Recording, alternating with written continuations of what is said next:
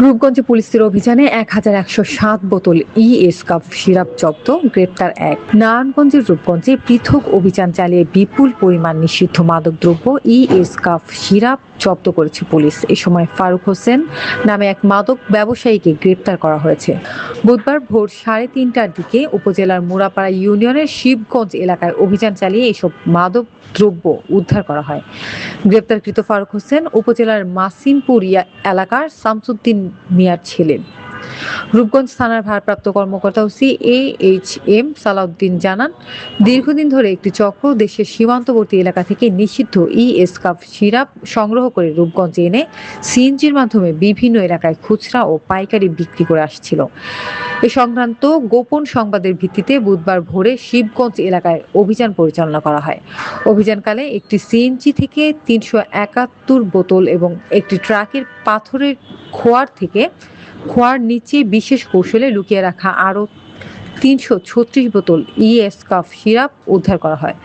সব মিলিয়ে ১,১০৭ বোতল নিষিদ্ধ মাদকদ্রব্য জব্দ করা হয়েছে। এ সময় মাদক পরিবহনে ব্যবহৃত ট্রাকটি জব্দ করা হয়।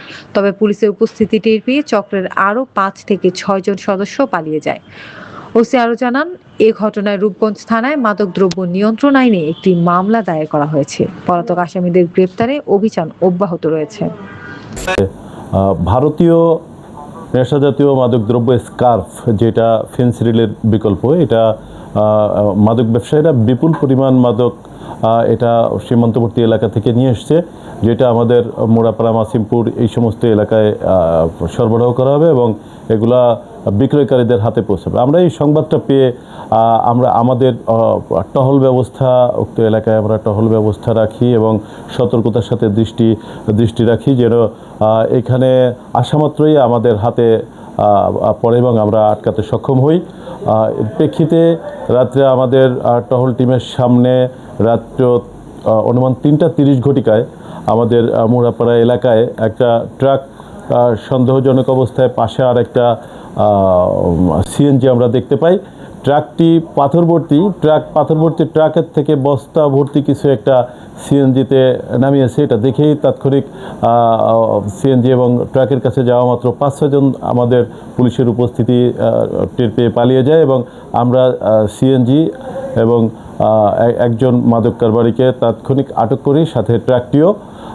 এমতো অবস্থায় আমরা ট্রাকে পাথরভর্তি ট্রাকের মধ্যে বস্তাভর্তি অবস্থায় স্কার্ফ, এখানে ট্রাকের মধ্যে ৪ বস্তা এবং সিএনজির মধ্যে একজন মাদক কারবারি এবং ২ বস্তা স্কার্ফ, সর্বমোট ৬টি বস্তায় ১,১০৭টি স্কার্ফ, যা ভারতীয় তৈরি, যা ভারতের সীমান্তবর্তী এলাকা থেকে সংগ্রহ করে এই রূপগঞ্জ থানা এলাকার এবং মোড়াপাড়া, মাসিমপুর, দড়িকান্দি এই সকল এলাকায় মাদক কারবারিদের হাতে পৌঁছানোর জন্য এখানে এসে ট্রাক থেকে আনলোড করা হচ্ছিল।